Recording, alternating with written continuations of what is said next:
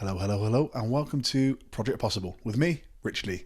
Today, I'm talking to Jonathan Wolfe. Jonathan is the CEO of ZOE, a food company that wants to make you healthier. We get into gut health, how and why the food industry is lying to us and has been doing for decades knowingly. And Jonathan draws a direct parallel between the food industry and tobacco companies of old. We talk about food, nutrition, alcohol, ways that we can kind of incrementally be healthier and more. Good chat. Really enjoyed this one. I came into it, I do say, I want to play the idiot. I am the idiot. Reader, listener, viewer, I am the idiot. But I wanted to ensure that I'm a proxy, an idiot proxy for you much smarter than me folks. But I thought it was a really good chat and I learned a lot. So enjoy. Again, it's all about healthier, happier, more fulfilled. They're the kind of things that I'm trying to focus on, both in the podcast and actually in my own life. I haven't done any sort of an update recently, and I'll keep it short, but things are much better. If you follow me on social media, you'll see me sharing things about my brother and him taking his own life, and that having been, it's just been his birthday. In fact, what would have been his birthday. I share things obviously over there, but also I'm eating better. I'm taking better care of myself. There's a reason to be healthier, happier, and it's not perfect, and every day's a battle. And I woke up on his birthday and thought, you know what, God, I feel okay. And then within a couple of hours, I definitely did not feel okay. But it's a project. I'm a project. You're a project. We're all a project. You got a project. Hence the name. What's truly possible, guys? Well, enjoy this episode with Jonathan Wolfe. I'll be back at the end with a tiny bit more about the next guest. All that remains to be said is, without further ado, I bring to you my conversation with Jonathan Wolfe. Enjoy. For anybody listening that doesn't know or hasn't heard the name ZOE, or if they have, they don't fully understand it yet. Can you explain who you are and what the company ZOE is and does, please? Absolutely. So I am the co-founder and CEO of ZOE. ZOE is a nutrition science company. And when we try and describe in one sentence what we're doing, we say we're trying to lead the gut health revolution. What is gut health? I said to you before, I'll call it, I'm going to be the useful idiot, I hope, here. Let me be the lowest comment, the lowest IQ person in the room. I almost certainly am. And talk to me about gut health. I'd be delighted. And, if you'd asked me that question 9 years ago when I met my co-founder, Professor Tim Spector, I would have said, I have no idea. I guess it's something to do with having a healthy gut, and I would have run out of any more knowledge. And I don't think anyone listening should be surprised if they don't fully understand what gut health is, because 20 years ago, scientists didn't know what gut health is. And that's because gut health is talking about the health of the trillions of bacteria that are inside our gut. And although science has known that there was bacteria in our gut for a very long time, it is only in the last 20 years that we have understand that those bacteria are incredibly important for our overall health. And let me maybe tell you a little bit about this, because this was almost the start of my journey with ZOE when I met Tim, and he was talking to me about this as he was talking to 500 other people in the audience, because I had just gone along to a talk where he was talking about his very first book about gut health. And it turns out that all of us have these trillions of bacteria and many, many different species. And those bacteria, we now know, have an enormous impact on our health because they eat the food that we eat, right? Because they consume the food that gets through and makes it through to the gut. They mainly sitting in the gut, which is like the sort of big bag at the bottom of your intestines. And then they create all sorts of chemicals as a byproduct of eating these. These chemicals cross your gut wall, go into your bloodstream, and carry to every cell in your body. And we now understand that they shape many different aspects of our health. So actually, when I first started ZOE, what people were mainly talking about was its impact on metabolic health. So in other words, like how healthy is your heart and your arteries? So how will it affect your risk of heart disease or diabetes? But interestingly, we now know that one of the biggest things that your microbiome does is interact with your immune system. something crazy like 70% of your immune system is actually wrapped around your gut wall managing this. And so what we now know is that these microbes are also having a very important impact on things like your brain health. So that could be things like your risk of dementia, but it's also your mood and your energy. We also know that because of this link with the immune system, they're incredibly important for affecting inflammation. And one of the reasons why the food we eat can either create a lot of inflammation. So if you're eating lots of ultra processed food, you could have really high levels of inflammation. But if you're eating lots of the sort of food that your good bugs in your microbiome want to eat, they can actually sort of dampen down your inflammation. And so it's linked to many other things that are related to inflammation. And that also includes your risk of things like cancer. So it's really amazing. I had never even heard of this 10 years ago. And so gut health, what are we trying to do? We're saying that for most of us, gut health really is health. If you can transform the health of your gut, then actually that's going to have this amazing impact on every other part of your body. And as a result, you can feel more energy literally in days as you change your diet to improve your gut health. You can sleep better. You can shift the composition of your microbiome to change those microbes over time. And you can then be on track to live for many more healthy years than otherwise. So it all sounds a bit magical. What problem were you trying to solve at the very start of ZOE? And when you're sat in that room, you're listening to Professor Tim, what made you even actually project to that question? Think, we need to have a conversation. I'm enthused. I need to understand more about this. And I think there's something here. Maybe, Rich, I give a little bit of context of how I ended up in that room. Absolutely. Because, if you're listening on audio only, you might not realize I'm already 50 years old. So ZOE, I didn't start when I was 22 years old. I'd already done a bunch of things beforehand. And so I was already, I guess, a sort of technology entrepreneur at the point that I met Tim. And in the previous 7 years, I'd been working for a company that was actually sort of more in your space because it was involved in advertising. I had joined a very early stage French-based technology company called Criteo that was using what we would now call AI, and at the time we called machine learning, to create individually personalized ads. So if you have ever been stalked across the internet by a pair of shoes or a holiday vacation home, this is basically my fault.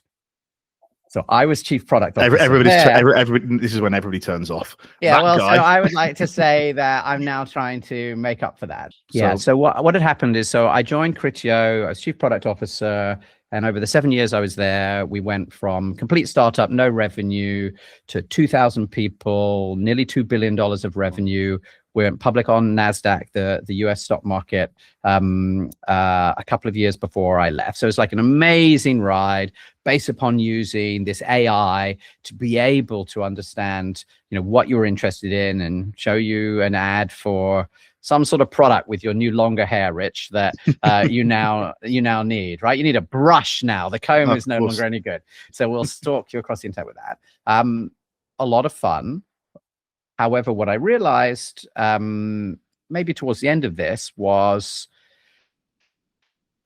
we were employing some of the smartest engineers in France, and it was mainly headquartered in Paris. And what they were doing was getting people to buy slightly more shoes by clicking slightly more often on ads. Yep. And what I felt was there's something really wrong in somehow applying these incredibly talented people to something that was not making the world a better place. And it's not like it was wrong. I don't think selling things is wrong, but it just felt like this enormous misallocation of talent. And at that point, my son was about 7. He's just turned 18. So, it's amazing how that happens. And what I also realized was, and I think anyone who's listening to this has children might sympathize, he paid no attention to what I said. Like, what you said is whatever, but he really noticed what I did.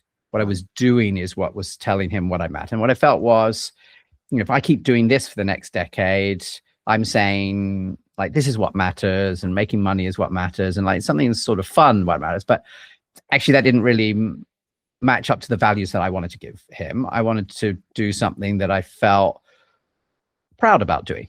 And so I left Criteo, I took a sabbatical. I've been lucky to be very successful financially, so I could afford to just take a break. And all I knew was I wanted to use this AI for something because I'd seen how amazingly powerful it was, but I wanted to use it for something that felt more valuable, had more purpose. I had no idea what that was, Rich.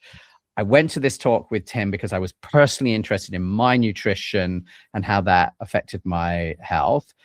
And then my co-founder, Professor Tim Spector, who is one of the top 100 most cited scientists in the world. So like really the real deal. And I think you said might be coming on your show. Yeah, he is. Point. Yeah, I'm going to be speaking to him in the next month or two. So, okay, which I'm very excited for that. So I'm embarrassed because obviously, why would anyone want to listen to me when they could listen to Tim? So if this has already been recorded a couple of months in the past, you might as well just skip and listen to Tim. He's going to tell you a lot more. Listeners, viewers, do not do that. Your journey, your journey is an entrepreneur's journey, and that's fascinating. And also, you've had to learn from scratch, like I'm attempting to do in an hour, all about gut health and what really matters and the massive impacts and implications of it. That's absolutely fascinating to me. And also, I've got questions both around scale and growing a business, because we should say ZOE is a $200 million business. Is that the valuation that was most recent? I think it's always important to differentiate between the value of the company and the revenue of the company. Of course, absolutely. So yes. I think, the most, and for us, honestly, the thing that we really care about is neither of those metrics. What we said is we have a mission to improve the health of millions. And so the thing that we really measure is how many people we've managed to help. And we're actually working on some metrics which we're not ready to publish publicly yet, which is actually how many additional healthy years of life have we given people, which I think is super cool. Because, you spend a lot of time thinking about like how much revenue you make, how much profit you make, how many people use your app. But this idea of actually doing something that gives people extra healthy years, if you're not a doctor or a nurse or something like that, I think is amazing. And that is what really drives us. But it is true that the business, particularly in the UK, has had a lot of success. We've had, more than 300,000 people be members. We haven't shared the very latest stats of how many people are, actively using us today. But let's say there is about 3 million people who are actively interacting with ZOE every month. A significant number of them are through the podcast that has very big reach globally. Lots of them are taking our supplement every day. Lots of them are using our app every day. So, that's exciting. And it's definitely, truthfully, much bigger, I think, than I could have imagined when I met Tim in that audience 8 or 9 years ago. Was it a case that you went up to him after the talk? Then what was the next step to your partnership? Well, actually, I tried to go up to him after the talk, and he was so mobbed by fans that I couldn't even get through. So I had to find a way to meet him, and I found a mutual friend and arranged to go and meet him with my then co-founder, George, and went to his office. He has this beautiful office in St. Thomas's Hospital that is overlooking the Thames and overlooking the Houses of Parliament. So it's like very like Mission Impossible or James Bond or something. But it's also like this, it's an NHS building, so it's like falling apart, the sash windows, there's like air blowing through. So there's like really classic combination, beautiful view. Like probably the building should be condemned. Still using Windows XP, all of that stuff, right? I mean, for certain. And I met Tim and basically said, I've been blown away by his story about the way that all of us have these different microbiomes. And so, Rich, one of the things that he'd explained was that you and I share 99% of the same DNA. So almost exactly identical. But our microbial DNA, it turns out, is only about 30% the same. So we're immensely different. And this is one of the reasons that, we can all eat the same food, but end up responding differently. And we could all, even see this situation where some people manage to eat all of this ultra processed food or like all of this sugar, and somehow they don't end up getting really sick, but their wife does, or the other way around. And this It's is like very when much you hear, shaped. Nanny Ethel that smoked 50 a day, drank a bottle of vodka a day, and she lived to 105. It's like, you have those outliers, right? You have those people that don't necessarily fit the mold. Absolutely. And it turns out that your microbiome is a really important part of why we respond differently. And so Tim was saying, like, everybody is different. Your microbiome is shaping your health. You'd like to understand how to improve the health of your microbiome. You'd like to understand what to eat for you. But actually, nobody really, it's all so complicated, so nobody knows. And I went to Tim and said, well, that's what AI is for. Basically, AI says if you can collect enough data, then you can start to solve these problems, understand, for example, what is a good microbe and what's a bad microbe, and therefore how can we give you more of the good microbes? How can we understand, Rich, whether maybe you are much more sensitive to blood sugar than somebody else, and so you need to adjust your diet according to this? And Tim said, well, that's really fascinating, but none of that data exists. So if we were going to go and create a company to give this personalized nutrition advice and this gut health advice, we'd have to go and do a really big science study to collect the raw data to kick it off. And so I said, oh, that's interesting. Like, could you do that? And he said, yes, but, it would cost like $7 million. Like, there's no way any research organization is going to fund it. But, if you could raise the money, then like we could go and do it. And so we left. I said, thank you, Tim. And Tim said to me many years later, he thought he would never see us again. And in fact, we came back about 2 weeks later and I said, we've raised the money, Tim. So, can we start next week? And Tim said at that point, he felt like stuck. He'd sort of said, oh, well, I guess I'll do it if you have the money. We came back with the money. So he was sort of forced to become our co-founder, and very luckily for me, because he's amazing, that happened, and we then went off.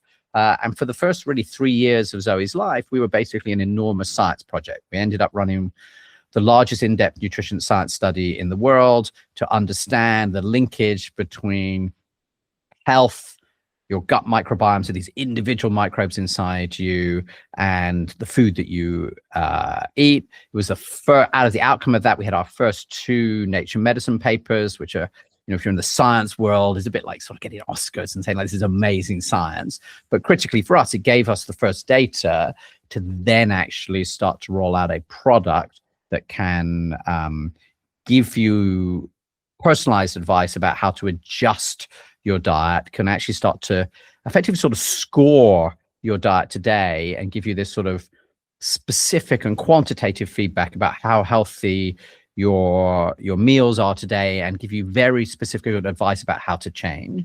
And it started us on a journey that actually led to our latest Nature science paper, which was literally just 6 weeks ago, which, we think is the biggest breakthrough in gut microbiome research and gut health research for at least a decade, which is that for the first time, we've actually been able to identify and measure the health of a gut microbiome. So just in the same way that you can go to the doctor and you can say, how's my cholesterol? And he gives you a measure, right? Or how's my blood pressure? And he gives you a measure. Until now, there was really no way to measure your gut microbiome, which is very complicated. There's trillions of bacteria in there. So they can't just give you like a sort of score and say, it's 723 out of 1,000.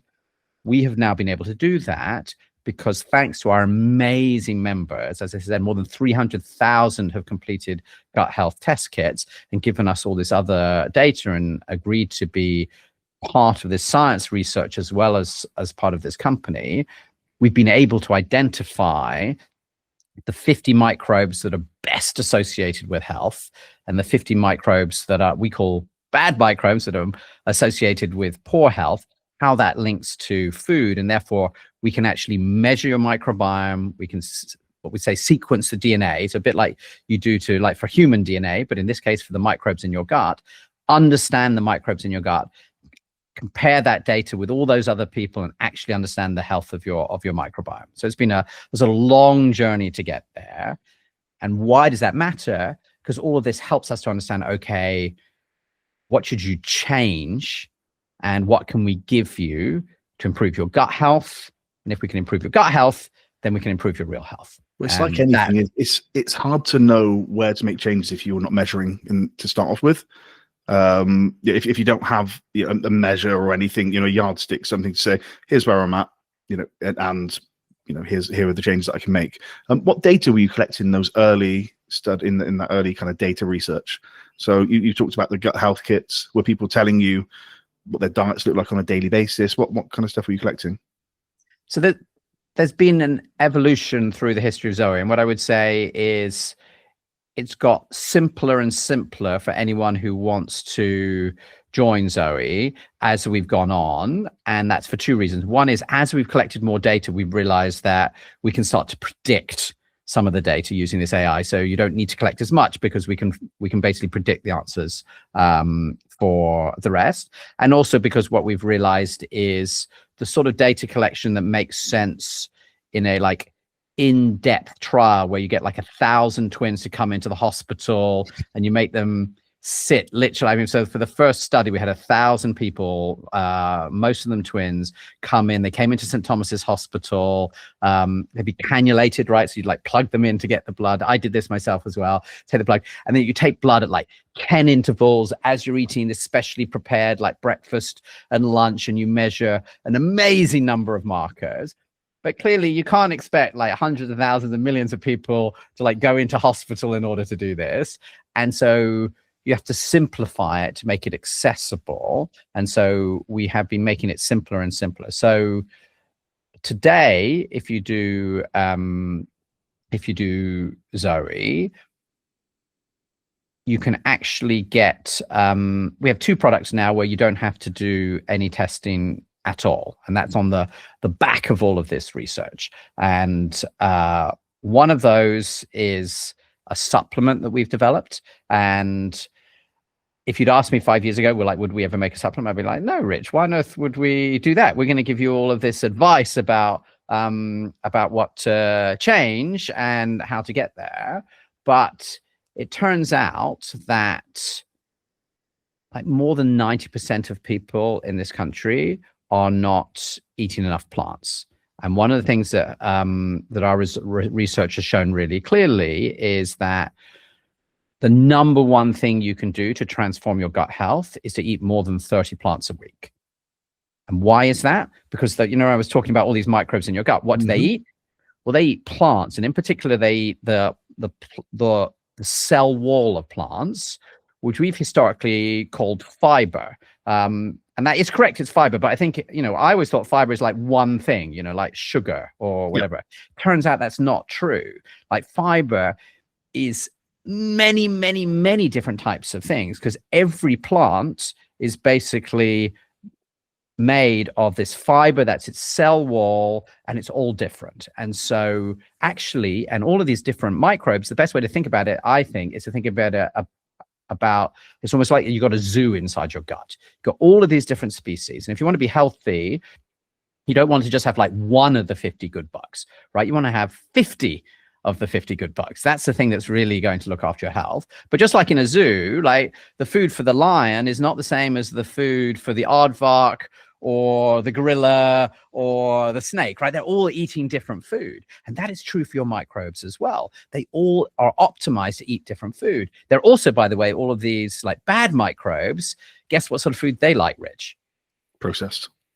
Yeah. Ultra processed crap, lots of sugar. Yeah. McDonald's, cookie, sugar. They're all these bugs that are really well optimized to eat, very bad saturated fats or very high sugars, that are really good at really happy if you eat highly processed meats, like bacon and those sorts of things. And so you are basically shaping your microbiome above all by the food that you eat. And as you change the food, just think about the zoo, right? You give all the food for the animals you want, they grow.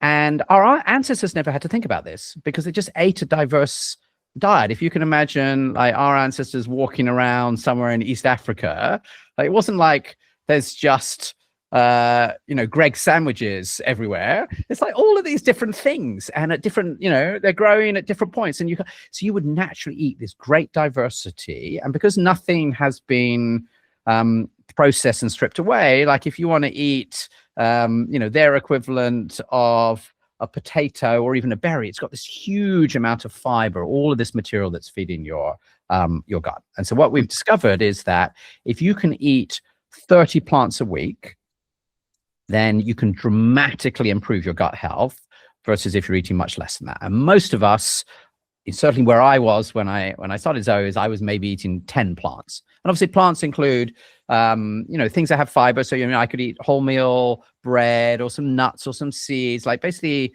it's not just what we would think of as vegetables, right? Mm-hmm. Many things, like a dark chocolate is a plant, because actually chocolate is a plant. The sugar bit, maybe not so much, but actually the dark chocolate. So there's a lot of places you get these plants. And so what we realized was that one of the ways that we could really transform the health of millions is to be able to say, like, can we provide a supplement that makes it much easier to get to 30 plants, and where we have individually identified the plants where the scientific evidence is really strong to link that to improving your gut health. And we actually ended up doing a randomized control trial to actually test whether or not this supplement works, which as an entrepreneur and a founder is terrifying, because when you do this randomized control trial, you have to publish the results. So that means you could do this whole thing, you spend 18 months working on this and a lot of money, and then you run this trial with hundreds of people, and you measure it all, and you compare it with a control. So it's not one of these things where you just fake it and you just give everybody the makeup, and then you ask them afterwards, do you feel better with the makeup, and say yes. You have a second group. In this case, we actually had 3 groups. We had a group that was also taking a classic probiotic, so that's like a live bacteria pill, and another one where we're basically giving them sort of like bread croutons, so the same number of calories, sort of similar sort of crunch as Daily 30, but didn't have all these plants. And you have to measure it, and then you have to publish it and see if it works. So it's totally terrifying, but the good news is that it did work. And this was, I should say, it's not the recipe for the current version of Daily 30. It was what we then used to come up with the final formulation. But it did. And that's because, as we sort of understood from all of this science over the last 8 years, that if you can feed your microbes, then they can start to do these wonderful things for you. And so you get this impact on your energy and your mood. It improves your gut health, which affects many other things. And in the UK, I have to be careful about what I can say. If this was a US podcast, then on the back of this randomized control trial, you can sort of talk about all of this. But that was one of the things that we just didn't do before, because what we realized is the biggest challenge in health actually is not the getting people interested. Everyone likes the idea of feeling better and living longer, but keeping up the motivation for behavioral change is really hard. And so what we realized was, like, if you can have something that you can just do, you can take a scoop of this, you can put it over your breakfast every morning, you've already basically solved, how do I make sure I get 30 plants in the week? Like, that's a great start. Now, is that enough to achieve all the benefits you can get from going from like a medium diet to a really healthy diet? No. But is it on its own something that can really improve you? Yes. Do I have it every morning? Yes. Have I convinced pretty much all my family to take it? Yes.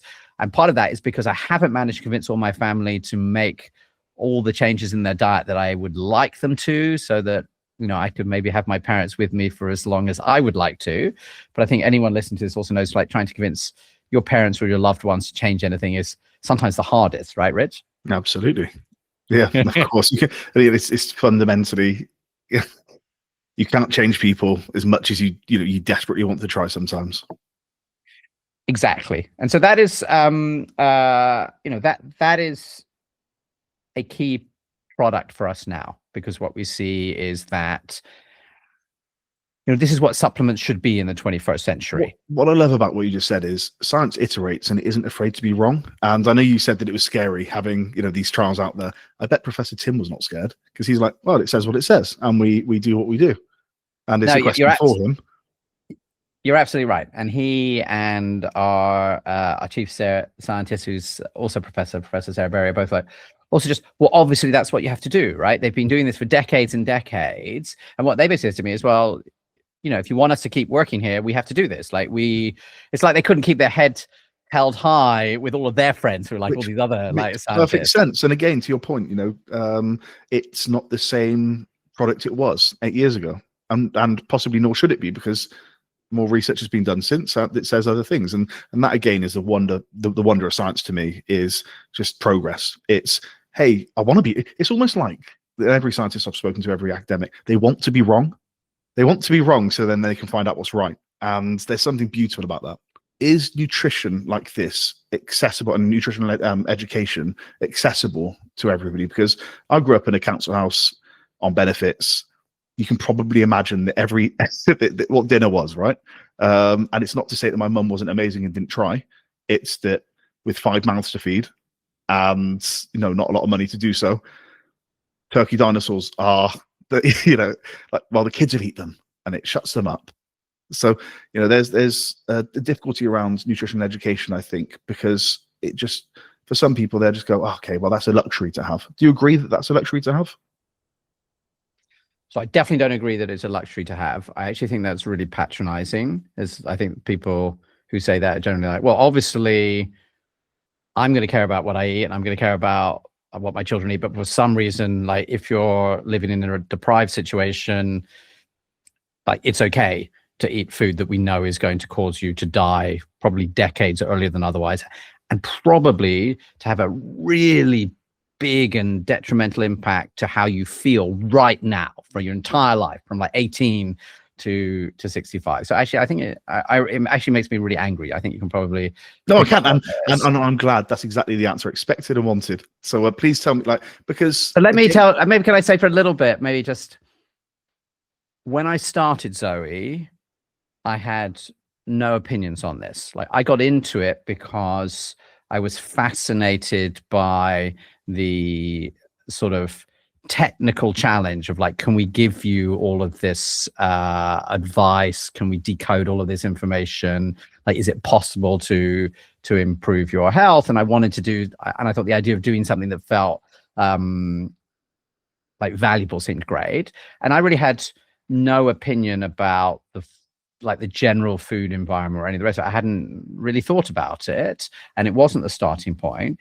As I have learned more and more and more about this over, I guess, what's coming up to 9 years now, I've got more and more angry, Rich, because what I now believe is that, the situation you're describing of like what your mother was cooking you, it's not like, it's your mother had just sort of failed to like educate herself properly. Actually, she was doing exactly what very big companies were putting an enormous amount of money into convincing her to do. And indeed, in large ways, following what government regulation and guidance was telling her was good and bad. And the reason why I'm so angry about that is that I think that we will see clearly over the coming few years that big food companies have been following exactly the same playbook that big tobacco companies followed over the last 50 years, where they knew for decades that their product was killing their customers. It was terrible for them, that it had addictive qualities that made it hard for them to give up. And that rather than say, okay, we need to go and reformulate this so that our product is actually good for our customers, they have intentionally used every trick in the book to sell it to their consumers, but also to stop the real scientific advice ending up in government policy, and in fact lobbying and pushing to prevent the changes and the advice that there should be. And I can talk about that in more detail, because there's real like evidence and proofs that this is now published about this in the past.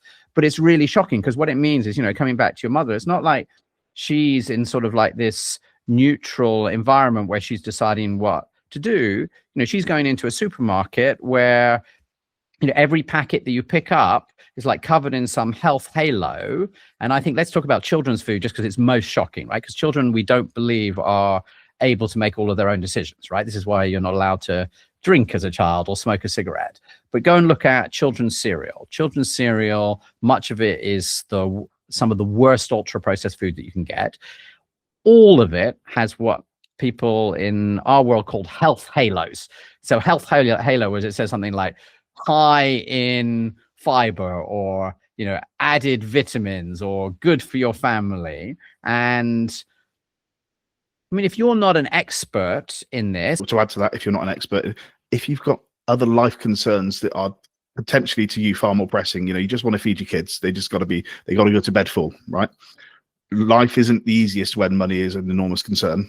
Different factors, both kind of cut across each other. The intersection, there's like an intersectional kind of aspect to life when money's tight. It's not just that you haven't been taught, or that you haven't been told, or that you're being advertised to. It's like, so you know what? Have my kids gone to bed and they're full? Yes, they have. Great. I've done my job as a mum. So, and these companies know this. The first thing that is clear, and this is now going back quite a long way into history, is that there was a concerted push 50 years ago to say that what was dangerous in food was not the fact that it had a lot of sugar in it, but that it had a lot of fat. And what we now know, and there've been a set of academic peer-reviewed papers around this that have been published, we now know that a set of bodies and this data is in America. I think there was like a sugar board, for example, in America that was funded by a combination of, like farmers and big food companies that were using sugar basically to support academics to create papers that were saying, actually, it's not sugar that's making everybody get sick and have heart attacks and all the rest of it, it's fat. And on the back of that, there was this demonization of fat, which is certainly what I grew up with. And I think many people who are sort of from around, my age, sort of say 50 on up, which are like, fat is really bad for you, and therefore you should eat all this low fat food. And what you do when you take the fat out of the food, you have to add loads of sugar and loads of ultra processed ingredients to give it both the combination, like to give it any taste. And that was not an innocent scientific mistake, because there are times when the science has just changed. Nutrition is hard. People have changed their minds on a lot of things, but actually there is lots of evidence of direct corporate involvement in this. That's a long time ago. Now let's come though to more recently, and let's talk about this sort of ultra processed food. And like, what is ultra processed food? We've actually been doing a lot of research at ZOE, so we could get into that in more detail, but a very simple level is to say food that no longer looks anything like the original product that it came from, and which includes, when you look at the ingredients, lots of ingredients that you would never find in your kitchen, and that probably your body and your microbes have never experienced in the past. Like, these are novel things that have been invented by chemists. And so a great example of that would be maybe the difference between the sort of crisp or potato chip that you could have bought 80 years ago, which is like a slice of potato, put in some oil, might be like sunflower oil or something, and something like a Pringles, which when you turn it over has an enormous number of ingredients in the back, and is then finally sort of shaped to look a bit like a slice of potato, but that's not what's going on. And so that second product is ultra processed. But if you look at like a supermarket sandwich and just turn it over, you will be stunned by the number of preservatives and emulsifiers and gums and sweeteners in things that you would never imagine would have, you'd be like, I don't know, it's a ham and cheese sandwich. Shouldn't that just have cheese and wheat for the bread and ham? And so it should have like 3 ingredients, but actually it has 100. These are all designed by very clever food scientists for a number of reasons. One is to make sure that the shelf life of this lasts a lot longer, which makes it cheaper. And like, longer shelf life definitely has value. Again, if you think about your mother, being really busy, having to buy at the supermarket, like maybe once a week, and have to survive. But critically, a big part of what they're doing is to try and make sure that every year as they make these products, they taste a little bit better. And so people eat a little bit more. And so if you think about the progression of an Oreo, I'm just going to pick that out as an example, but it could be any biscuit. Like every year, what are you trying to do if you are the food scientist at Oreos? You're trying to make sure that people will eat slightly more Oreos, right? And so how do you do that? You make the product more and more irresistible. And it turns out there's a lot of science around this. We now understand things like bliss points and hyperpalatable. These are the ways that they hook into your body in a deep way. Just to come back to, obviously, my experience is marketing, PR, branding. You touched on Pringles. What's their slogan? Once you start, you just can't stop. Once you pop, you can't stop. They're telling you they're doing it. Amazing. They're not trying to hide it. It's we've created this. We know what this is going to be like. I think the thing that's shocking is that when this started, I actually think this probably started in a good place. People were trying to understand how to make food that was really cheap, that would last a long time, use modern science. Not all processing is bad, right? This also means that, when you even make bread or something, there's processing, but it's this ultra processed stage, which we tend to talk about at ZOE as like high risk processed food as being as more accurate. What we now know is that this has real impact on your health.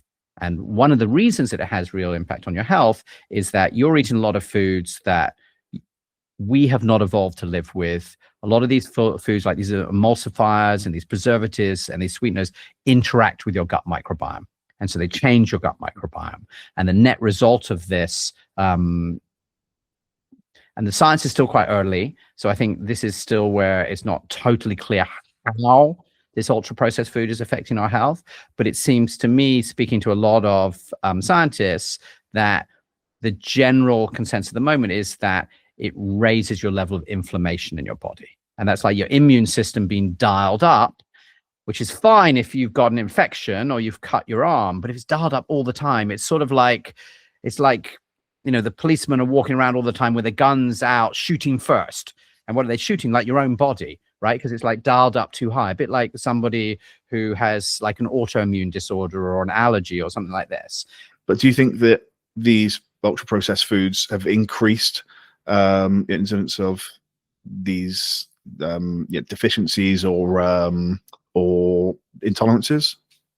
What I would say is that the level of this high-risk processed food that we're eating in the UK and the US has skyrocketed over the last 50 years. And in that period, we have got sicker and sicker and sicker, so that most of us are going to spend a long period at the end of our life with very low quality of life, right? So we're not going to just walk along happily and then, drop dead suddenly of a heart attack. Actually, we are likely to die after having had poor quality of life because of ill health that is caused by our lifestyle, rather than in the past might have been an infectious disease or an accident. And we believe that the food you eat is the most important thing that affects your health. And when you think about that food, there's a lot of things you can add into your diet to make you feel much healthier. There are also things you can add into your diet to make you a lot less healthy. And this ultra processed food, I think, is the number one starting point. I think it is now clear that it's really bad for us, that big food companies have no incentive to remove it, but actually are working very hard to make sure it stays in. That in the UK, there is explicit information about the lobbying from big food companies to prevent restrictions, whether this is, advertising, whether it is any sort of taxes on food that's really bad. We don't think it's strange to have taxes on tobacco, right? We know that if you change those incentives, food companies can change. Could these food companies still deliver, coming back to your original question, food that your mother could afford to pay for, that would feed all of her children, that was not ultra processed? Yes. And in fact, we've done those studies, and so have others. It's absolutely possible to move from a diet that is ultra processed to one that is really good for your health without spending any more money. And that's because actually a lot of this ultra processed food is not very cheap. And often the foods that we would say can be really healthy for you, which are less processed, can be really cheap. A lot of like the best foods that you could buy, like you can buy in a tin. This is one of the things that's been eye-opening to me. I always thought like tin food must be really unhealthy. You talk to the scientists and they're like, no, like if you got a tin of chickpeas or beans, these are like these unbelievable powerhouses of health. And you can like buy a big tin for about £1. So they're remarkably cheap. But we have definitely lost the knowledge generally about how to construct a meal. And even cook is maybe a bit fancy for like throwing some beans and a couple of things together for lunch, but just knowing how to do that. And I do think that eating healthily does require thinking about this. And, you know, one of the reasons, you know, I think we already talked about our supplement. The other big product that we're focused on is our app, and that is for people who are willing to make a commitment, say, well, actually, you know, I do want to change what I'm cooking for myself, what I'm eating myself, maybe what I'm doing for my family, and I need to understand how to make all of those changes to, you know, hopefully get all those extra healthy years of life for me and for my family and feel better. I guess it can feel overwhelming, right? There'll be people listening to watching this and they're thinking life's tough and there's so many things to think about. That's absolutely right. We this is my shameless plug for our podcast. So we do a podcast that's completely for free for exactly this reason. Basically, put out what we do is we interview different scientists, and we're trying to connect our listeners to sort of the latest scientific research, tied always to this idea of like, what's the actionable advice you can do to improve your health. And so I think you're right that there is more information available than ever before. However, the challenge is there's also limitless disinformation, and I think it is incredibly hard to separate it, because everyone will say, oh, I know what's right, or I'm some scientist, or I'm some doctor. So I think it is actually very difficult if you are not able to talk actually to like a practicing nutritional scientist who's like in academia. I think it is very hard to understand. And that is one of the challenges, I think, with everything on social media, where you hear so many stories and it's so confusing, because you can hear somebody say, oh, you know, you should, if you eat more plants, you'll be much healthier. And then literally they say, it's like, oh no, if you eat the carnivore diet and you eat more raw meat, then you'll be healthier. The most recent one that, you know, I was listening to was with Professor David Nutt. And, you know, we're talking specifically about alcohol in this, and my personal kind of experience with alcohol in the last year, since I touched on prior to, you know, family tragedy, has not been good. I've basically wanted to, I've drank many, far too much. Let's, you know, without getting into it, far too much. I know the damage it's doing, or certainly I know that it is doing damage. I know it's not good for me.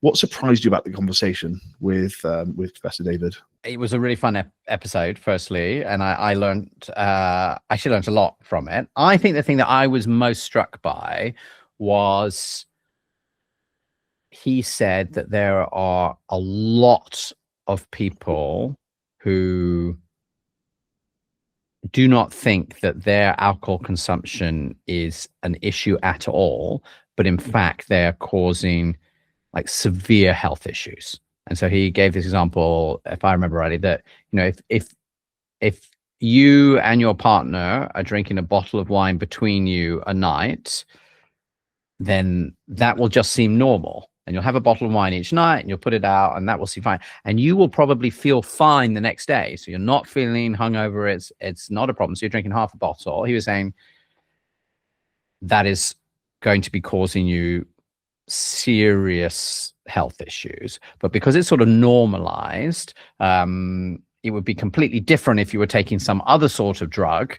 Everyone would be, you know, if you were taking, I'm just going to make this up, you know, meth or cocaine or whatever, it's like, obviously that's terrible. But because alcohol is such a part of our life, and because he was describing here, there'll be lots of like middle-class people who are used to doing that and with their friends the same, it's viewed as being risk-free. And then it's a huge shock when, you know, at some point you, you know, have a really severe outcome of that. I think that was the thing I was most shocked by, that in a sense you can just live with this, be totally unaware, but actually it's going to be really harmful. I think the other thing he said, though, that was interesting is having explained like how alcohol affects your brain, which when he describes it was pretty scary, actually, as you drink more, what it does.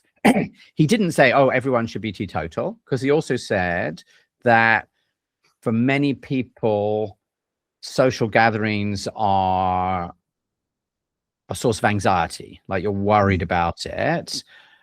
And that if you have a drink, it can suddenly relax you. You can really go to the social gathering. You can really interact. And that the scientific evidence is that these social, like being in a social environment is so good for us, not just in terms of just enjoying it in the moment, but actually like for our long-term health, that potentially that outweighs, you know, the specific harm of having a drink or two at that event. And I thought that was sort of fascinating that, because often when you meet these scientists, they can be a bit absolute, right? Like, I know this is bad, you mustn't do it. And here we're saying like, you know, alcohol is this poison, slightly terrifying. Like, it was like, if you drink enough, then basically it just shuts down your brain and you stop breathing and you die. I was like, oh, okay. So that's clearly bad. Interesting though, he wasn't saying you should have none.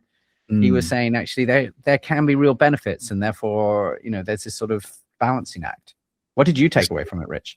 Having come off of a year where I've used it as a crutch, as a, you know, knowingly as a tool, and it's a pretty blunt, bloody tool. That's kind of thing that, you know, in the way that, you know, I've drank. It's not been good. It's not been healthy, and certainly I need to consider aspects that, you know, are outside of that. I think what I took away from it is we've constructed this society where it's if you're celebrating something, what do? You might have a drink. If you're commiserating, I had a friend that went to a funeral last week. He said, you know, yeah, so I had, you know, had a few whiskeys with family and it was lovely. You know, you're commiserating. We've created, and this isn't just an act of lobbying. This is an act of, you know, we're social beings. Every possible scenario, whether it's extreme grief like I was going through, or, you know, celebration, or it's this, what I kind of took from it is we've been conditioned to think that it's just an answer. And the reality is, sadly, because it can be a lovely thing, right? It can be so lovely to, you know, have, I mean, and it is, you know, it's a joy of life to, you know, cook. And for me personally, I'm not saying everybody might feel this way, to be cooking and, you know, you've got a glass of wine and then, you know, you top it up, and it's what a wonderful thing that is. But so it's not trying to be nanny state about this, but also just the understanding of what is this doing? You know, he talks about brain shrinkage.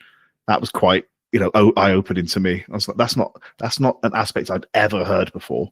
And you know, I guess it's understanding what it's doing to all those, you know, good and bad, you know, kind of gut, you know, to your gut DNA. I certainly in the, you know, in the depths of grief, you don't consider that, because there are days where you're just thinking, do I mind if I don't wake up? Probably not. You know, when grief is that all encompassing, and I you know, you might have experienced something like that yourself, but it's alcohol's a funny one for me, because we all know that it's not brilliant for us. It's not like anybody drinks thinking, do you know what, this is doing me some good. If I'm having a whiskey, I know that that's not good for me. To what extent do you just police yourself and become Brian Johnson? You know, where Brian Johnson, for everybody listening, viewing, lots of people would be aware of him as the guy that's almost trying to engineer his way to immortality, where he's measuring every single aspect of every single thing he does. Firstly, Rich, I just want to say I'm really sorry for your loss, and I think it has obviously been a really tough year, and I don't want to like jump over that. And I think it's brave of you to talk about it, and it's not easy. And I think that also to then talk about the fact that one of the ways you've coped with it is to drink, and then that you are saying that you feel like you've been drinking more than you would like, is I think what I'm hearing. Is that right, Rich? Yeah, that's absolutely right. Yeah. So I think that's brave. I just want to say, you know, thank you for sharing that. Maybe I want to talk a little bit about the philosophy that ZOE has as we think about food, because it's something that, again, I had no view on when I joined ZOE, but because we've ended up working with a lot of nutrition scientists and a lot of nutritionists, like there's a very strong view about that, I think, comes from people who are practitioners. And I think the first thing is that no food is off limit.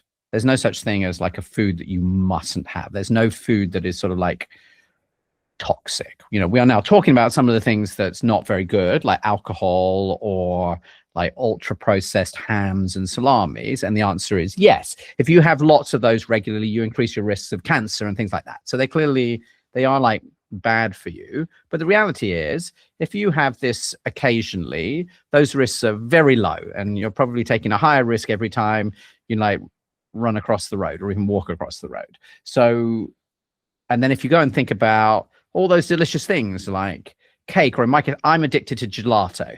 That's what I absolutely love.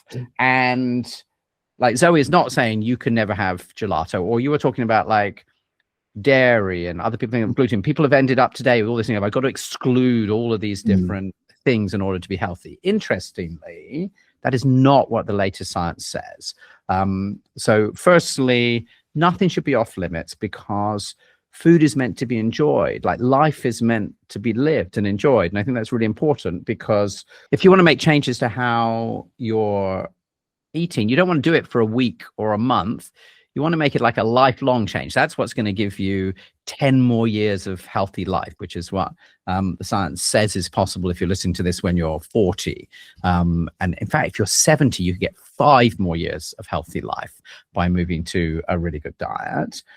But you need to sustain that. So it needs to be, has joy, allows you to have the cake and the gelato. So the question is, what do you add into it that is positive? And I think what's so amazing about this shift to think about your gut health is what you're saying is, what am I adding into my diet that is going to feed those good bugs and then give me all of this good stuff? So rather than saying, oh, I must cut out the cake and the ham, it's more like, oh, I need to add all of those different plants are going to feed my microbiome. So yeah, I need to make sure that I'm starting to eat more beans, and I'm going to eat more chickpeas, as we're talking about. I'm going to have lots more olive oil, because that's like magic for me. I'm going to eat more fermented foods, which are great, which could go from like Greek yogurt and all these sorts of things. And as you add them, like the reality is, Rich, you're going to eat the same amount of food across the day. And so as you increase the good things, it just sort of squeezes down the bad things. And then the second thing I think that happens, which I never realized before, but is magical, is your tastes change, and they can change quite fast. So we are all generally addicted to incredibly sweet food. And that's back again to all of this ultra processed food that we are surrounded by. And it goes right back now to when like you're a little kid and you get given like a pouch of pulverized apple as the first thing you eat, and you never really switch to solid food. Interestingly, and this has been my experience, but talking to quite a lot of people who've done ZOE is very similar. I had an incredibly sweet tooth. I was literally drinking 7 cups of tea a day with 2 sugars in every single one. Right. Like, I know. I tell you, I have the amazing story when I started training, and like I just had to like drink sugary drinks all the way through so I didn't fall over. Like terrible. Just like how much I was having. And interestingly, as you start to shift what you eat, like your taste can change in just like a month or two, and suddenly you'll go back to eating like the dairy milk chocolate bar, and you'll be like, this is disgusting. And yet previously you thought it was delicious. And so I think the good news is, as you start to change your diet, it doesn't mean that you can't have treats, but almost the sort of treats that you want to have change as you start to get, truthfully, just I think more in touch with your body and start to realize like, how does this stuff make you feel? But I think that's really important. And so I think alcohol fits into that. I don't believe in like, you should be saying to everybody, you cannot have alcohol. I think it's important to recognize the reality of it, right? So if you're saying, oh, I'm drinking a bottle of wine a night, or I'm drinking 5 pints, like I think it's important to recognize that that is bad for your health. But to say you can never have this, I think is foolish, and it like creates you to this extreme. And a lot depends, I think, on like I guess the thing, this is so outside, what do I know? This is just me as an individual. I feel that if you're drinking and you're starting in a bad place, you tend to end up in a worse place, Rich. That's just my personal experience with me and my friends. You are bang on, because then of course there's an enormous amount. We won't spend too much more time on alcohol, but shame, guilt, all of those things, that those feelings that then are associated with what with having drank, and to possibly the degree I did. Maybe people listen to this are struggling, because let me tell, I won't get into exact quantities, but if it was only a bottle of wine, that would have been great. So well, I'm glad to hear you have that more under control. Oh my gosh! And all I would say is that this is very similar with food. Like, we also use food as a way to deal with our emotions. It's very common, whether that's that you're unhappy or down or tired. What's interesting is the sorts of food that we associate with dealing with that are a bit like the alcohol. They tend to be these very high sugar, very high in saturated fat, very ultra processed, like no fiber or any nutrients in it. And so what tends to happen is you eat them, you get this very short like buzz from the sugar, then actually you get this massive low as you get the sugar crash that follows, you this sort of rise in inflammation from all these fats, and you end up feeling worse shortly later, in which case the only thing you can do is like open another packet of biscuits. And so actually, interestingly, like the food is very similar, I think this cycle with the alcohol, but it's hidden from us. Like, at least we know, everybody knows that alcohol isn't good for you. There's a reason you're not allowed to drink alcohol, right, until you're 18. But there's no rule on like the biscuits, right? You start with biscuits when you're 6 months old and you go through. And again, I'm not saying you can't have a biscuit, but you can definitely have relationships with food that are unhealthy. And I think, again, we haven't really talked about calories and restriction, which often comes up in these conversations. But this is where a lot of this. What have we? Again, let's get to media and let's get to food. Let's literally single something out. You've had a bad day. Get a tub of Ben and Jerry's, sit down and eat your feelings. That's like a very immediate, like, there's every chick flick in the world has some version of let's sit down with Friends did it. Let's sit down with a load of ice cream and eat. So all of a sudden then that becomes very normalized. And very often we go to the supermarket hungry. That's something that I've heard people talk about. If you're feeling a little bit low and maybe you've had a bit of a bad week at work, and you're doing it on Friday and you're rushed and you don't really want to be doing it, or Saturday morning, whatever it is, and you're like, I'm going to enjoy this weekend. And you're going to reach for that kind of thing, that thing that gives you that joy, that bit of pleasure, because it is a pleasure sometimes. But a tub of Ben and Jerry's, you sit that all the chocolate ads are, it's to relax. Everybody's closing their eyes in some weird, semi sexually adjacent way, right? And you're like, oh, and it is odd. And all of that going on. You're like, okay, well, we're supposed to think that in times of upset, need, maybe malaise, that's what we should reach for. We get to on the business side of things, you're working with all these experts, and you said a minute ago that you're just a CEO, which tickles me, because again, there's no such thing as just a CEO, especially with the company doing what you're doing, the responsibilities you probably feel you have. You're working with all these experts. How do you manage that when they're the people in the know? Obviously, somebody has to set the agenda, somebody has to set the direction of the company, and that's where your expertise lies. Is there ever a button of heads? What I'm thinking of is how we try and shape the culture at ZOE, and I think that's really important. So it's quite an unusual company in the sense that it has a very wide range of expertise within a team that's only 150 people.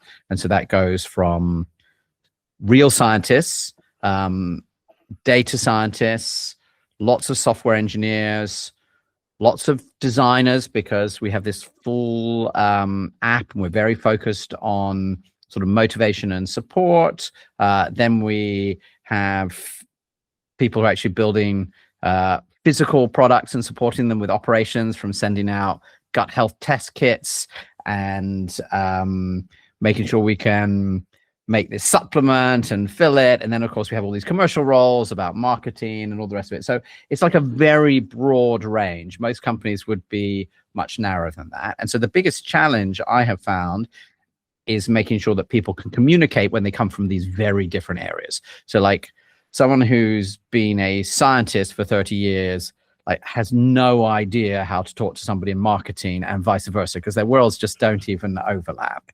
And so we talk a lot about the the values that we have at Zoe. One of them is just that we're really focused on this mission to improve the health of millions, and I think that really helps with alignment. But we also talk about values like scientific approach. And what does that mean? That means scientific approach doesn't mean like you have to be doing science. It means that, I think it's a bit what you were talking about before, Rich, about people wanting to be proved wrong. It means that we really want everyone to, before they do something, to say, what's my hypothesis? What do I believe is going to happen? And that's just as relevant if you're doing marketing. So like, my hypothesis is that if we run ads that show you how, you know, this product can make you feel much more energy and sleep better, that's going to work really well. And so I want to run some ads that really show that, so that I can measure whether those work better than the ads that show that you're going to lose weight, for example. And therefore it's testable, sort of like a science, and therefore you can measure this. And I think you know, one of the most important things is just the approach towards other employees, where I think I hope that, you know, our employees and our ex-employees would say, we believe that treating everybody else with respect is really important, and that it doesn't matter whether you're more senior or more junior. Like, ultimately, both everyone should be heard, but also like the data should also ultimately determine what's right. But also you need to be able to collaborate with people who are quite different from you to make something like Zoe work. And that's unusual. So you've got to have a lot more tolerance, basically. So I'm a very big believer in this. So, you know, there's part of me here is that there's a refereeing of you know, different approaches that needs to take place there, because you know, you have to translate complex science for a public that typically might then come from, yes, a marketing department or something like that, but also align scientists internally in a way that, you know, says, okay, well, this is the right thing to do. And it just feels, my only experience of this is, again, working in kind of where I did, you know, designers and developers are different. It's like they're a different species, you know, like a designer versus a coder. Like, you know, somebody that's really deep in PHP, and, you know, like, you know, that knows what they're doing when it comes to coding. And I'll get things wrong, and I'll be probably, you know, out of date now. But but those two have to talk to each other, or traditionally have had to. And, you know, in building, you know, creating projects that might have needed a web aspect to it, or, you know, some coding aspect to it, but also design on top. There is a refereeing that goes on. So that's almost my interest in your role there as the CEO of the company, providing direction, was in that. The first thing I'd say is, generally what we're trying to do is drive a lot more collaboration rather than refereeing, because refereeing suggests already quite an antagonistic setup. So I don't think we would think about things as refereeing. I think we would think about collaboration. However, I think the other thing I would say is, we're a very big believer in something called DRI, which is directly responsible individual. And so what we do want to have very clear is who is going to make the decision. And that person might not be the person who's involved in everything. It doesn't mean that they're not going to talk to other people, but it means it's very clear this person can make the decision. And sometimes they may feel that they need to escalate to someone above also to get input, but like, have that clarity of decision making. And what you want to avoid, which is very easy if you have an environment where we're saying, oh, well, we would like to be more collaborative, is that somehow it requires consensus. I don't think you can build something disruptive and new with consensus, because you can have three smart people in the room. I've never seen it. Yeah, I've never seen it. And they'll all have different views about what to do. And ultimately, I do think you need to make decisions. You know, a horse by committee is a camel. You know, a horse created by people that are like, oh, it maybe should have this. You know, a horse that gets distilled, that's a camel. So yeah, I'm a big one for exactly that. I think ultimately that's my job, is to be the DRI on the things that aren't clearly set out below. And also, I think when we're taking a big bet, so we took a big bet a little over a year ago to build a completely new app, which we were released in the UK just towards the end of last year, in order to help people to really make behavior change and profoundly change their diet. Because we know that, you know, taking that supplement I described is great, but it will not have the same impact of like dramatically improving the quality of your diet. And that's hard. And you need all the support, the things we've been talking about through this whole show to get there, down from, describing me the mother, how could I just really easily know in a supermarket that this cereal is much better than this other cereal, through to, but what is my overall diet score, in the same way that we now get sleep scores from our wearables, and what are the areas that that need to be improved. Oh, well, actually, like, it's your carb quality that's poor, and here are the specific things that you can do. And that was definitely led by me, because it's like a big bet. It's not going to be incremental, and you ultimately just have to be willing to take the risk, which is really easy for me to say right now. And often I'm super anxious about it, because you're making these bets and you don't know if it's right. And I worry a lot about the responsibility I have to all the people who, we pay each month and have their own families and mortgages. And I worry about all of our members who rely on us to give them the right advice. And I think I also worry that we're in a slightly existential fight against all of these immense big food companies that are 100 times bigger than us, and whose marketing budgets vastly outweigh everything we're going to spend. And they are ruthlessly trying to make us sick in order to make more money. And I worry that we will fail, honestly, to shift that. And I think I'm going to be really sad in a decade if I try to do this and actually it's all the same shit in our supermarkets that I see today. You do a great job with community building, and every good brand does. Community building in the sense of, why, you feel a belonging to, a brand, a thought, an idea, concept. And by community building as you are, you're fighting the good fight. And that's it's both commendable and, and necessary, I dare say, necessary, because, there are preventable diseases, illnesses, and that there are people dying now that needn't. Can you get a more important goal than to impact people in that way? What keeps you up at night? What do you worry about? I think the thing that I worry most about is that, like any investor funded startup, we've raised lots of money up front to do all of these amazing things, and you're going to lose money as you go through that, and eventually you're going to turn that around and make sure that your members, our customers, are going to pay us enough that actually it covers all of our costs. And we are still in that process, which means we're still losing money every month. And I find that very anxiety inducing, which is that, I really believe we can make this happen, but I'm not always convinced that I will manage to be successful. And I think I pull a lot of that onto me, as I think many CEOs do. Lots of founders. Lots of founders do. Like, it's all up to me. If it doesn't work out, it will all be my fault. Like, if we fail to pull this off, then it's all because I got it wrong. And if only I'd done it better, worked harder, been smarter.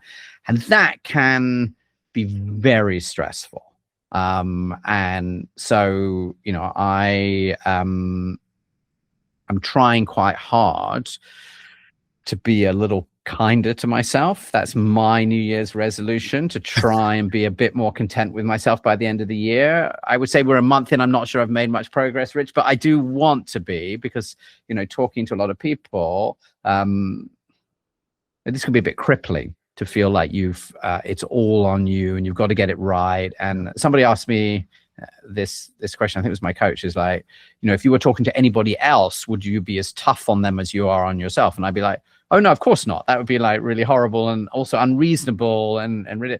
It's like, so why are you so much tougher on yourself? Like, but that's me. Like, I hold myself to this standard where I need to get everything perfectly right. And I think when you say that out loud, you're like, oh, obviously that doesn't totally make sense. Why are you so much tougher on yourself than anybody else?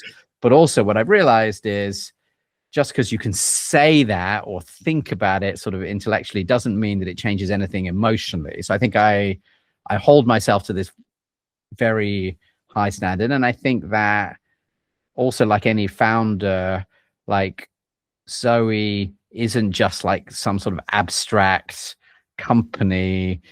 It feels almost like a sort of, if it feels almost like a person. It's like it's really important, and you don't want to get it wrong. You don't want it to fail. And so I think the biggest danger, the thing keeps me up like, it's like there's almost this anxiety of worrying about it. And logically, I think the best thing is to just relax and not stress about that. You're going to be more successful, more likely to achieve the goal. Isn't it, Jonathan? I mean, I relate entirely to everything you just said. I run a company. We got to about 30 people, so not an enormous thing, but market forces and economic issues and all that thing. I mean, COVID took 80% of our turnover with it. So we had to build and rebuild and do all those things. So everything you just said, and I know that there'll be people listening to this in similar spaces. We do get a lot of entrepreneurs, founders, CEOs that listen or watch. They'll feel every ounce of what you just said. So thank you for that. I ask everybody to complete this sentence for me, and I'd love you to if you could, please. And it's just, anything is possible if. I think most things are possible if you actually put yourself in the best place to succeed. And put yourself in the best place to succeed actually means investing in your own health and wellness. And so this is a very long answer to your one sentence answer. I love it. Like I make time to go to the gym 3 times a week in my schedule. It's booked in. It can't be happen. I take my own diet really seriously. It's a bit of a joke at ZOE, but I'm probably one of the most observant people about following that, because I found it has a massive impact on my energy, my alertness, my mood. I take my own sleep really seriously. So like and my wife also teases me about like, it's a cave, it has to be dark. I really have to go to bed so that I can have 8 hours like lying in bed. Why do I do all of that? I believe if I do all of those things, it's a bit like, I don't know, preparing an athlete for, playing tennis. And I'm so not an athlete, Rich. Never have been. The point is, actually, if you do those things, I think it allows you to perform so much better. And then if you're trying to do something that's really important to you, then you're actually setting up your likelihood for success much higher. And that is the opposite of everything I was taught and believed 20 years ago, which is, well, obviously you should just work all the hours you can, don't do anything else, everything else, lunch is for wimps, all of this sort of stuff. Mm-hmm. Now I have this completely different view, which is, it's a bit more like an athlete preparing for a big race. You know this as a personal trainer, right? The gym bit is actually where you damage all your muscles. Then you have to do everything else to let them recover and eat right and have the rest period. Absolutely. And I think it's the same for us as human beings. Like, if you want to perform really well at whatever the thing is you're doing, then we're not just a brain in a jar. We're this whole body. And so looking after your nutrition, obviously, I think that's the most important thing, but nutrition, exercise, sleep, trying to manage your anxiety and mood and relationships. I'm not sure I'm very good at that bit, but if you can try and do this, then actually I think your ability to achieve the thing you want is massively higher. That's perfect. Thank you. And where can people find you? Where can people, go do the things? Just zoe.com, Zoe.com. ZOE.com. You can find us on podcasts. It's just ZOE, Science and Nutrition. And I understand if you want to learn some more, then my co-founder Tim will be coming along in a couple of months, which is very exciting. He certainly will. Hopefully he won't disagree with anything I said. If he does, then what he said is right. This has been honestly a joy. Thank you so much. I've been looking forward to it, and it's been perfect. So thank you. I will speak to you very, very soon. Thank you so much, and I really hope that now that you're on the up, it's all the things you just said, Jonathan, and that's we know the fundamentals, we know the puzzle pieces. It's just how you fit them together, and it's hard. This life is it's not a straight line, but we're all working towards. We're all and it's easy to say, and it's hard to do it, and particularly if you're very tough on yourself. As soon as you fall off doing them, I think the question is, do you just say, I'm a terrible person and give up, which is very easy? Or do you say, my coach says this, like, you're just a fallible human being. Of course you'll get this stuff wrong. That's fine. Now, it's a new day. What are you going to do today? There you go. Well, Jonathan, thank you. Thank you so much. It's a pleasure. And we are back. A good one. Learned a lot. Hope you did too. Coming up next week is a man called John Myatt. John is a crazy person. He's from Gloucester, actually where I'm from, and I very much want to maintain an emphasis on promoting people from and around my area, my neck of the woods too, as well as people globally and around the country and globally, because I think sometimes as a city we're quite down on ourselves. We've got some incredible people that have come from Gloucestershire, and John is one of them. He is an open water swimmer, an ice swimmer, a world champion, no less. And he's basically, think Wim Hof, but like harder. All right, that's what you're getting with John. Fascinating upbringing. We get into that. Just an incredible guy, and can't wait to bring that one to you. It is not for the faint-hearted. What he does is kind of crazy, like I said. Have a great week. I will speak to you next Monday. If you haven't subscribed already, do those things. Please review. What a lovely review. Do you know what? I say, please don't worry about written reviews, but somebody did write a written review recently, and it was lovely. So thank you for that. Keza Stew 75 it was. Thank you, Keza. You're a legend. I appreciate you. Speak to you soon.